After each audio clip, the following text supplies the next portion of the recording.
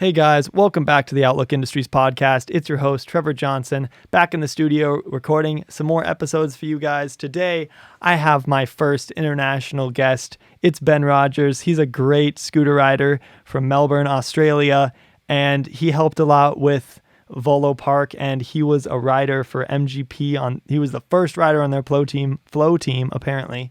So that was really cool to talk about, and he's just got some really cool things to say about the scooter industry and just how it's different over in Australia compared to how it is in the US where I'm at. So I really enjoyed talking to him about some of the differences between where he grew up and where I grew up, and it was just really interesting to hear about. I hope you guys are enjoying the podcasts.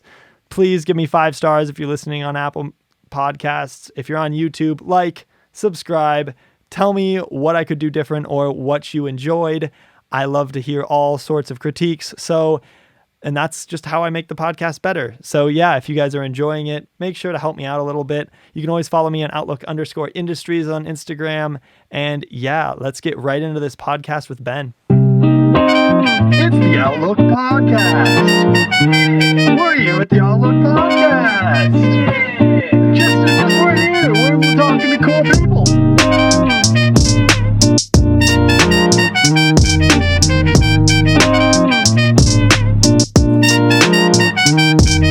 Hey guys, welcome back to the Outlook Industries podcast. Today I have Ben Rogers on. He is a really good Australian scooter rider, and he has had a big part in the Volo Park and has just done some crazy tricks lately. And I wanted to talk to him and just see what was going on. So how's it going, Ben? Going pretty good. Yeah. Not too much going on. Melbourne's just gone into a lockdown, so yeah, that's what you said. Why did it go into a lockdown again? I think a couple cases popped up, and I'm not following it too much, but yeah, I think it's starting to spread again. Oh, dang. Isn't great, but gives me time to do this, so yeah, for sure. Can you like not go outside then, or like how does the lockdown work there?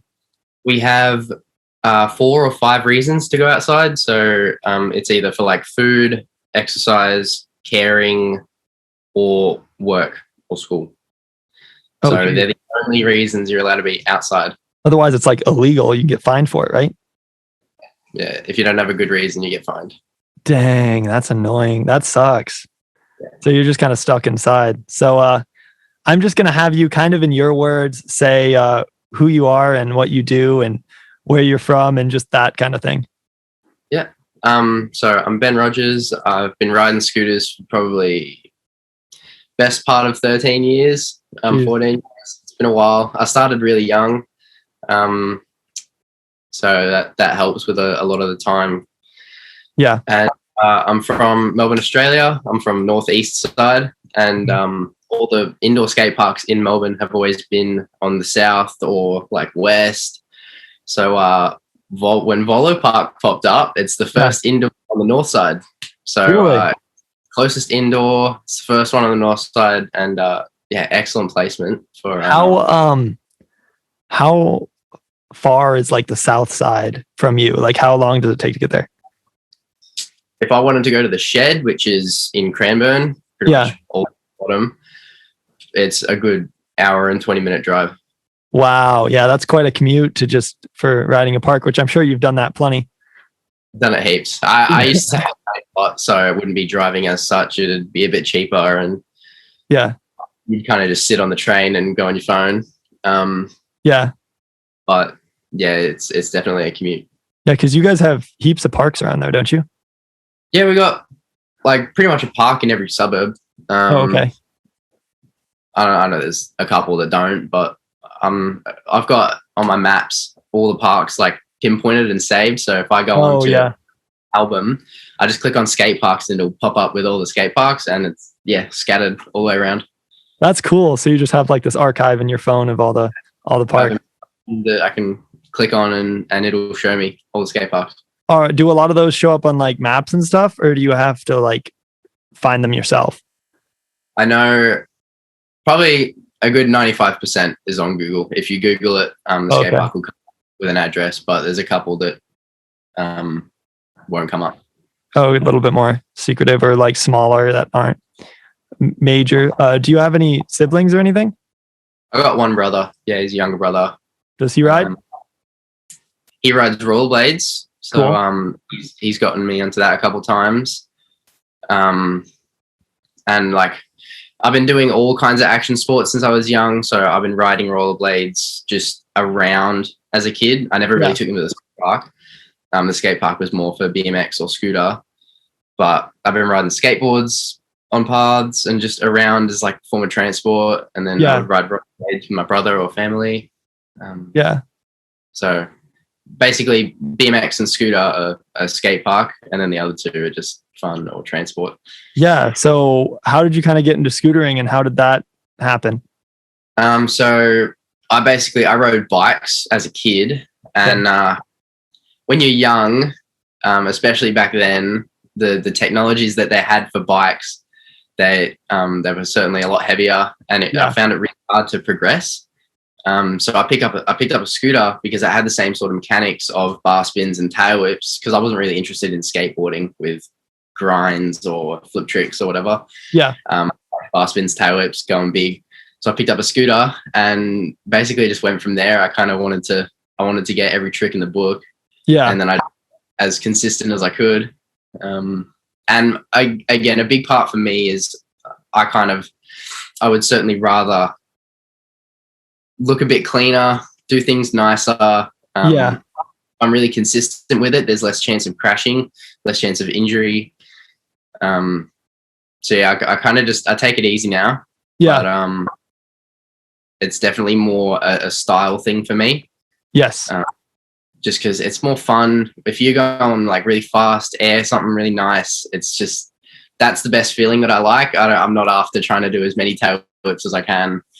That's just not my goal anymore. So I feel like that's kind of, as you get older, you're more worried about style and cleanliness. And I feel like you're almost looking at it as more of like a competition rider. Have you done a lot of competitions?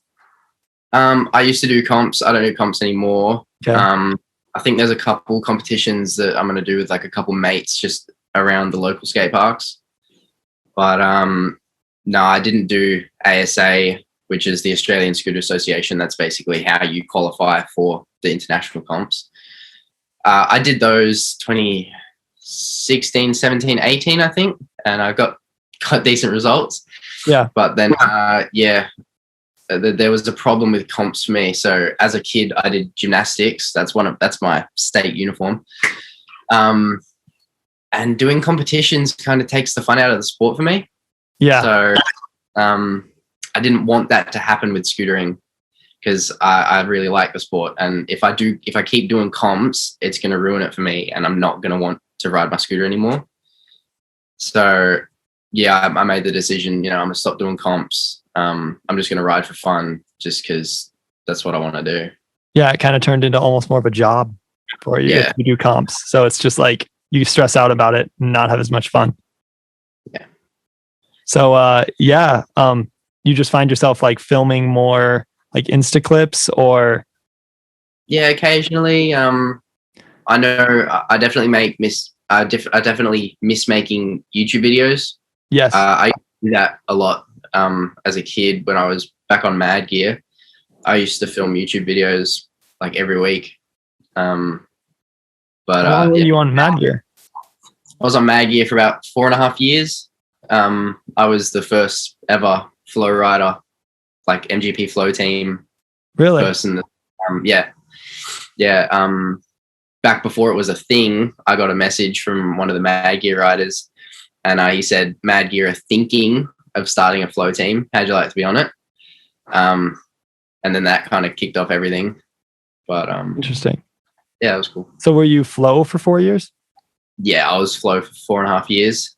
And then it just got to the point where Mad Gear, like, it's nothing to do with Mad Gear. It's more so the management of what was going on and miscommunications. Yeah. Because the flow team had a manager, but then there's also like the pro team manager.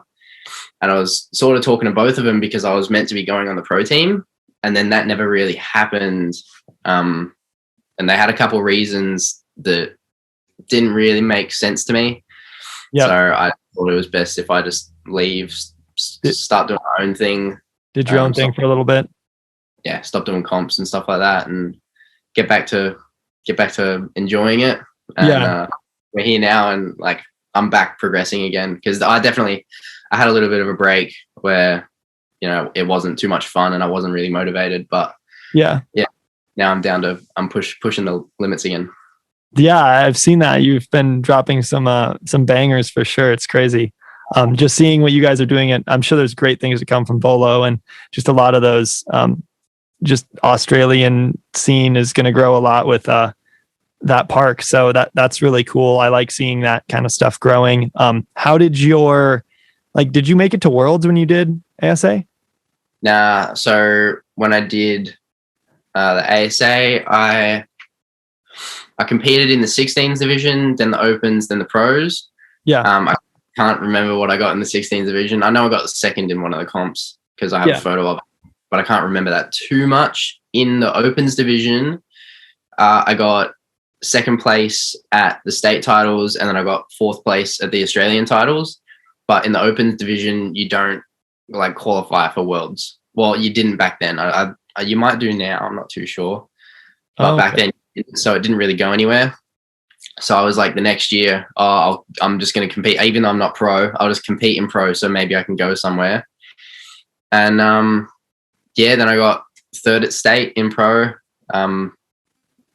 Morrison got first, Dylan Morrison, and then Miles Curry got second. And then it was you. And then it was me in third. Yes. And then the nationals that year were held at Warehouse 11 in Sydney, which is like the new Monster. It used to be Monster Skate Park, but then they had that fire and they reopened Warehouse 11. And I just didn't do terribly well there, but that's all right. So no, I didn't get to Worlds, but I was pretty happy with my other placements. Yeah, no, that's doing great. Like, those placements are fantastic. To be really close to Dylan is pretty good. That's a good feeling, I'm sure. Definitely. How was the whole Volo Park thing? How has that been? And when did you hear about it first? And how long has that been in the works? Yeah, so I wasn't a part of the project since the beginning. I jumped really late in the build, but from what I know, it's been going on for about 7 months. Well over a year of planning. Basically, one of our other indoors that was, again, on the south side, it was called Empire Ride and Equip. And I think the theory is that no one's really said anything about it, but I think the lease on the building ran out and they weren't able to pay the lease. So what Matty Sarovlo did is he bought all the ramps and relocated. Oh, okay. Relocated on the north side, which was good for a lot of the north side riders like me. 7 months of just rebuilding them all. They pulled apart all the ramps and fixed them, because Empire's ramps were made of metal. So they'd get a welder in and they'd fix all the cracks or any breaks or anything like that. And then Dan Thomason, who was the manager of Empire, he's still managing Volo as well. He's real good with timber. So we built a giant timber box, which is predicted to be the biggest resi box in Australia at the moment. Really? Yeah. We haven't seen, because I think Level Up have a pretty big box as well. And Ramp Fest is definitely also one of the bigger ones. But we reckon it's probably the tallest. It's pretty big. So Dan is real good with timber, and he built that. And I would have jumped on probably towards the end when they were building that box, and I was just helping sand all the ramps, because once all the ramps were applied, we would sand them all down. Just get rid of chalk marks, make it look new and nice, because people had ridden them while building. So I jumped on at that point where we would sand all the ramps and make it look nice and get ready for opening. It's been going on for 7 months, 8 months. And there's a scooter store with that too, right? Yeah, there's V2 scooter store on Instagram, V2 store, I think. Yeah. And yeah, that's just, Matty doing his thing. He stocks Roo Grip, Root Parts, and all of his Volo fam stuff as well. Yeah. Would you are you looking at getting on another team? This is an off-topic question, but at the moment maybe, but yeah, I had a ride on one of their scooters last night, and it definitely felt good. Yeah. So, yeah, I'll look at trying to get on that team. Yeah, that'd be cool. Be cool. What when did you meet Maddie? Well, probably through ASA comps, because I don't think he was competing back when I was competing, but he would always be there. He was always one of the pro riders in the Melbourne scene. And I used to watch his videos from way back as well. Yeah, it's kind of crazy because his videos are what got me into scootering in the States, which is kind of cool. So when did you start? I started, I don't know, like 2013, I think. I've been riding for 7-8 years, somewhere in there. I don't really know when I started, but just kind of been doing that. But I know it's been kind of a bigger thing almost in Australia, and kind of started over there in Europe. So it's just interesting to talk to people like you who have been in the scene a lot longer than I have. And so how far have you seen the industry come, and where do you see it going in the next 10 years? It's come so far. Purely off just companies that exist now, it's come a long way. Personally, it's gotten a bit corporate, because there's the whole, I'm not sure the name of it, but some sort of industries. There's a whole area that owns like Grit, Crisp, District, Phoenix. Well, Phoenix is gone now, but all companies are kind of under the one management. So it's almost as if they're not even separate companies anymore. And I do think it got a little bit corporate, but there's a lot of rider-owned companies out there now. And I think that's awesome. And if we can keep getting stuff from them and they can keep making things, that's where I hope it goes. Through rider-owned sort of section where we can all kind of put input on these ideas and parts that we're riding, and they would understand because they're also riders. So when it's rider-owned, I think it works out better for everyone because, in the name, everyone's riding the parts. So if it's good and if it's just being made by a corporate company, it's definitely better through rider-owned. Yeah. And it's come a long way, because when I started, I remember on my 6th birthday or something, I got one of those Razor Ultra Pros, which was the first folded Razor deck that didn't fold. And that's where it started for me. And then I'm on somewhere between 10 and 12th birthday, I got one of the first Envy KOS heists. The heists? The all blue one that was a dark blue and it had black wheels, forks, clamp. My first proper scooter, and everything just went from there. And then, because back then I idolized Max Peters, everything about him. Yep, I totally understand that. That's kind of funny. My first scooter was the Razor Black Label, if you remember those. And then I got the original KOS before they were the Heist Soul and whatever. It was just the KOS. So that was my first scooter. I was stuck between that one or the newer one, and I was like, oh, I'm just going to go all out and get the new one. Yeah. But I got that, and probably a month later, I still didn't know a lot about scooters at that point. I was like, I'm doing it. I went and bought some Max Peters bars, and put those on there. But at the time, I didn't realize the difference between steel and aluminium and oversized and IHC or any of the compressions, anything like that. But it just happened to work out that the Max bars fit on the IHC compression that came with the Heist. Lucky. Lucky. And then like a year later again, I went and bought Max Peters' deck. So that's where it started from there. Just like idolizing someone, and then them having SIG parts would build up my scooter to be custom just because I wanted to ride their parts. And that's how I got into the whole customizing scooters, and then got interested in it, and then just progressed quick. Yeah. So who's your favorite rider now? Real tough question. Well, give us a few then. A few. Morrison would have to be one of them, because just for style and ability. Like my end goal is I really want to be able to flare flat. Doesn't effortlessly. So Morrison is definitely one.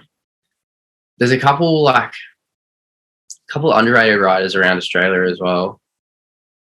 I don't know how to pronounce his name. There's someone from UK, like I don't know if his name's Simon, but I think his name is Simon Johnson. Okay. I'm pretty sure he's from the UK. He does some crazy stuff. Yeah. Yeah. Billy Watts is definitely another one. He's pretty much the one that got me doing throw bars, because I do double throw bars all the time now. Yeah. Pretty much stemmed from him.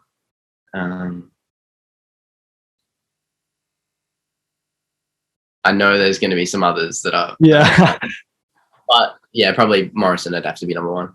For sure. Yeah. What's your favorite trick that you've learned recently?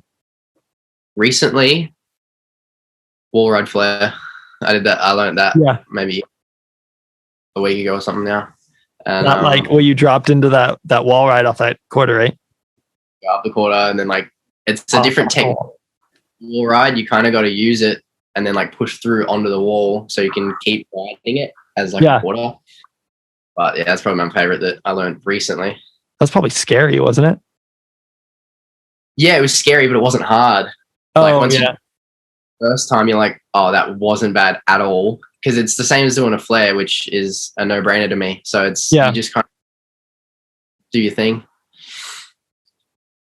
Yeah. I'm sure you've traveled all around scootering and all sorts of places. What is your favorite place to ride? My favorite place is probably the park. It's in Geelong, and it's literally called the park. But most of it is concrete, but they have a vert and a half pipe that's made of wood, and the quality is just really nice. And it's also the same park that has the mini mega, which is what they're known for. And it's like a mega amp, but on a small side.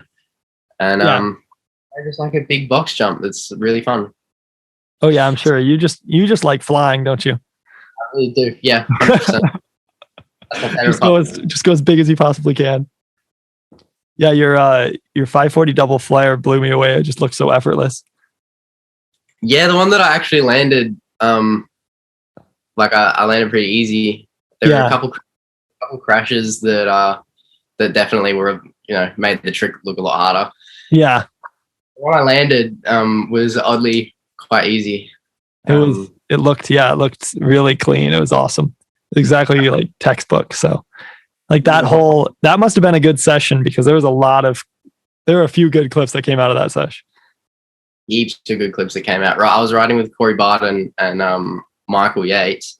Yeah. And we did flare quad rewind late whip or something, or flare quad rewind. What? And did flare 7 whip as well, which was a worldie. And then Corey Barton did 9 flare, and I did 540 double flare. So, jeez. Yeah, that was a wild session. Yeah, that's crazy. Who, when growing up, you obviously looked up to a few people. Who do you kind of give credit to, like building your style, and where did your inspiration come from? Max Peters. Max Peters. Yeah, all the way. All the way. When he was riding, he would pop flares anywhere. The amount of pop he had on flip drops, 540 flares, he could just do anything on any ramp, just because he was able to jump like so high, and he would flares flat. And I was like, that's my goal. That's what I want to be able to do. Yeah. Style kind of came from just myself in riding. Yes. But the goal of what I wanted to achieve was all Max Peters. It was just, I want to be able to flare on any ramp, anytime. So he's a nice guy too. Seems really cool. He's a cool guy. And like having sessions with him now is completely surreal because it's like you're kind of the reason that I do what I do. Yeah, I'm sure. But yeah, I think that's the mindset when you ride with anyone that you look up to. Yeah. How old are you? I'm 18. I turn 19 next month. Oh, nice. Are you still in school, or how does schooling work? And at school, I've got a time apprenticeship with Lux Landscapes. Okay, cool. So how long have you been doing that? Doing that since I've been with Lux since the start of the year, and then I was with another company for 3 months last year, end of last year. Nice. Well, where do you kind of see yourself in 10 years? Hopefully living stably. 3 years I'll be qualified, so I should be on like a livable wage. So I want to be able to move out and just like have a dog. I don't know why I really want to move out, have a dog, and then like I don't see myself going anywhere in scootering, but I'm not stopping anytime soon because it's the number one thing that I I enjoy. Yeah. The most fun. So I'm still going to be progressing. I've still got goals in scootering that I really want to achieve. And yeah, hopefully I can meet them. Yeah, that's, of course, you always got to have those. And I'm sure a lot of your friends have come from scootering. So it's just kind of like almost like the skate park's home for you, as it is for the rest of us. So yeah. I'm curious, is Volo open to all action sports? Okay. Yeah. The definition, like in the title of Volo, it's Volo Park, home of action sports. Okay. And yeah, anything. Are there like specific nights where like separate nights, or is it all just all the time? Not yet. It's just all the time. That's awesome. So you go up and ride wherever you want. Sweet. That's perfect. Have you ridden one of those airbag landings? Not one of the airbag landings. No, I've just ridden the airbag. Resis?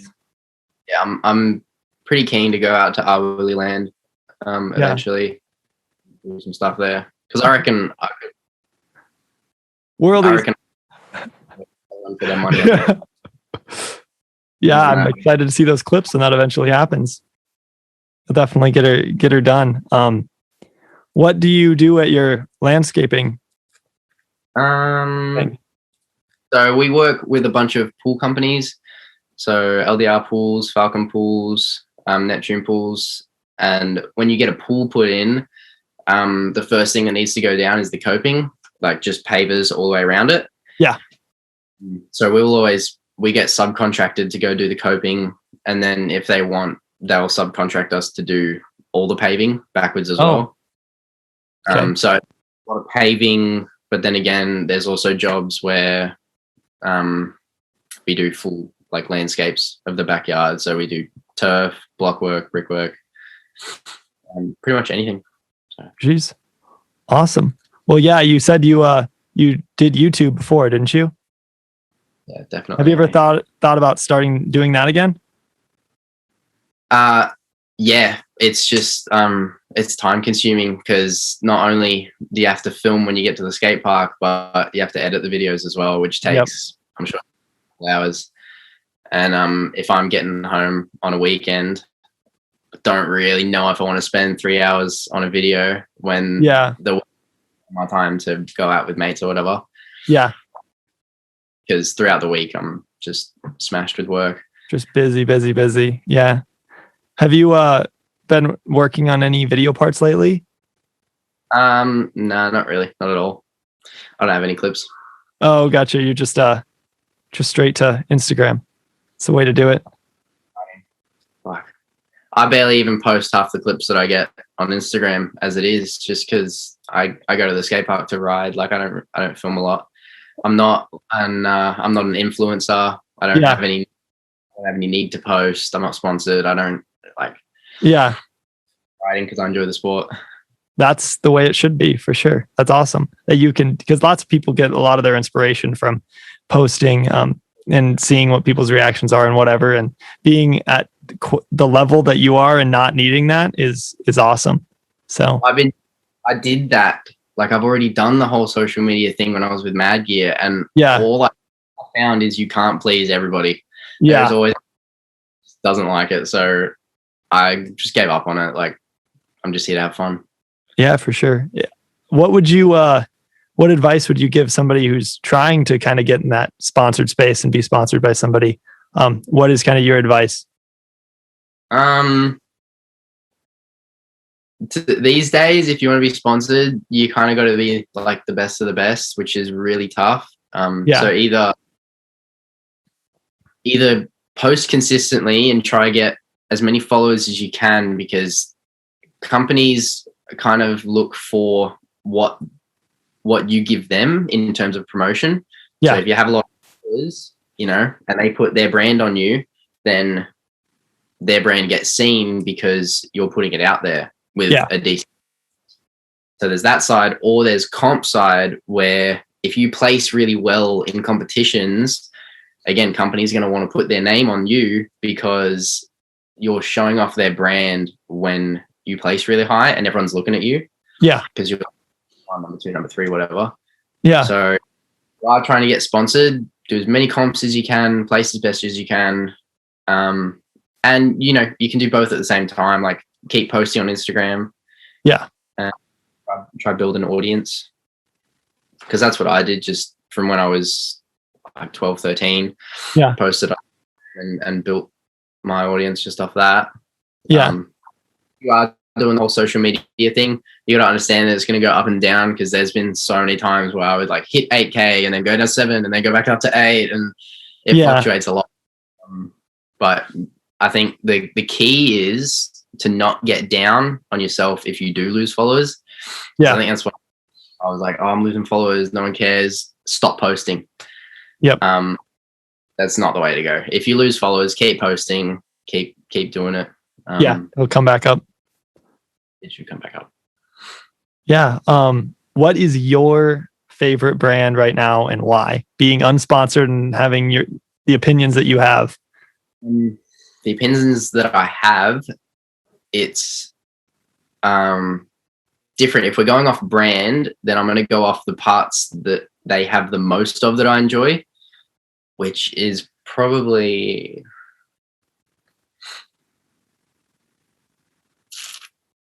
I'm not too sure, because I run completely custom on everything. So I have lucky Kink titanium bars.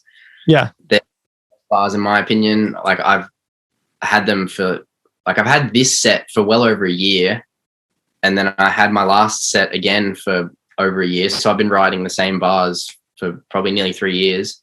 Yeah. Since the first bars that I got when I left Mad Gear. Because... on Mad Gear, the flow riders weren't able to get the titanium bars. Really? So I was just riding aluminium bars. And then when I left Mad Gear, I was like, I'm going to try out this titanium because everyone's riding it. And I haven't ridden any bars since.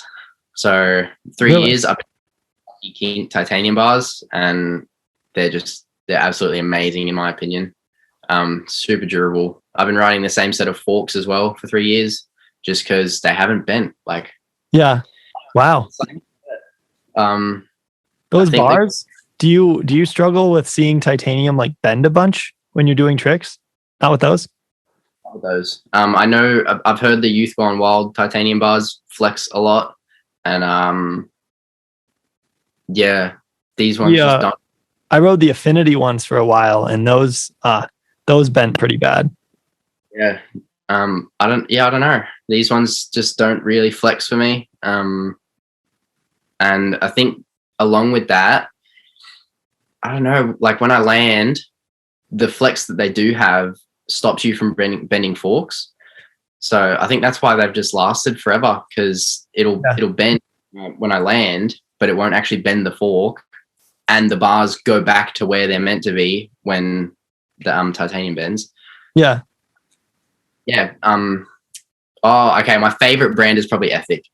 Okay. Just thinking now, like I like their forks, decks, clamps, Yeah.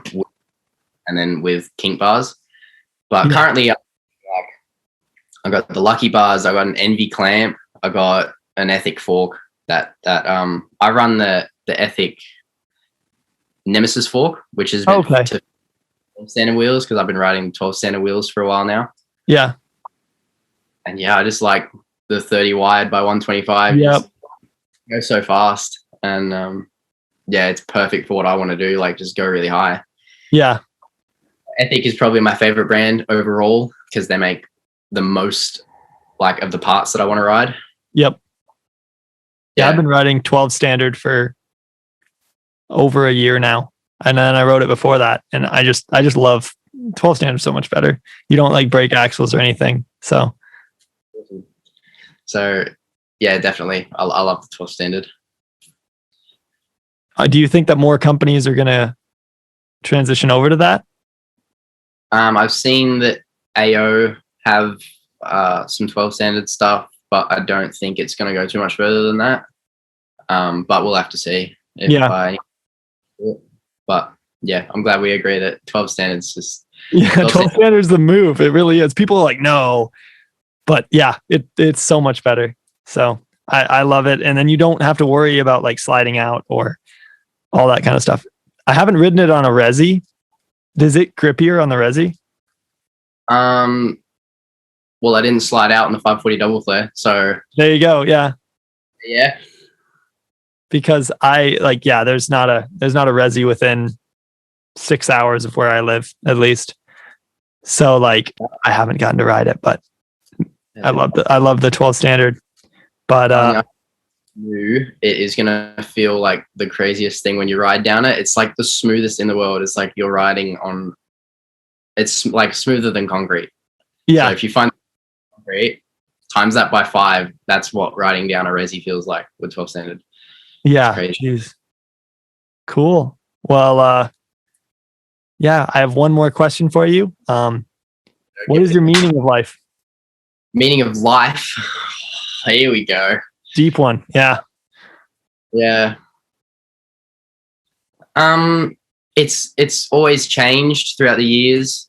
I remember as a kid doing gymnastics, like I wanted to be in the Olympics and I wanted to do all this stuff. And then it kind of hit like early teenage years where like bullying comes into it and life happens, like events that you can't prepare for. Like for example, divorces and things like that. There's stuff that you just can't plan for. And I think when that happens, it'll change your opinion on life, especially from where you were at as a kid. Yeah. And then years of like 18, 19 and you're coming into adulthood, then, another kick happens where you kind of have more to realize. Yeah, I'm not too sure on the meaning of life, but I can tell you my goals because all I really want to be able to do is just have fun. And that's what I recommend as well. If you spend like all high school trying to get the best, we have VCE. If you try to get the best score or, go to uni and spend all this time studying, if I get real dark for a second, is that all right? Go. Yeah, of course. So for me, I don't want to spend all this time like studying, doing that. And then what happens if you die at like the age of 20 and you've just spent your whole life studying? Yeah. That's not really how I wanted to live my life. So I left public school at year 10, like halfway through year 10. And then I did online school for another year. And then I just didn't want to do the work. So I left when I turned 17 because you're allowed to. Yeah. And, I got a job so I can pay for stuff. And just, I wanted to live my life now rather than try to study for so long and then live your life here. Because if you die just before here, you don't even get the part, like everything that you worked for. Yeah. So I'm live my life week by week and do everything that I want to do now. So that way, if I do die, I can say I've done everything that I wanted to do, like up to that point. Obviously, there's more that I want to do, but I did everything I could to try and get the most out of what I had.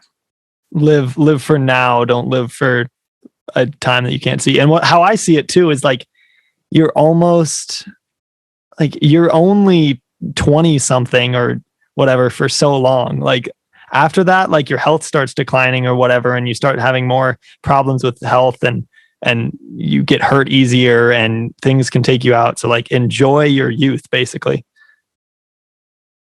Yeah, because it won't be around forever. And like my 30, but he still lives like he's in his 20s, because he keeps talking about it. Like he misses clubs, but he can't really go to the clubs as a 30-year-old because he just won't really fit in. Yeah. So dilemmas like that, when you get older, you're actually restricted to what you can really do. Yes. Out on this section, it's not the same in that section. So yeah, that's what I reckon. You just do what you can now. Yeah, exactly. That's really good advice. I loved that. So yeah, thank you, Ben, for coming on the podcast and taking some time out of your morning to talk to me. It means a lot, man. So yeah, thank you guys for listening to the Outlook Industries podcast.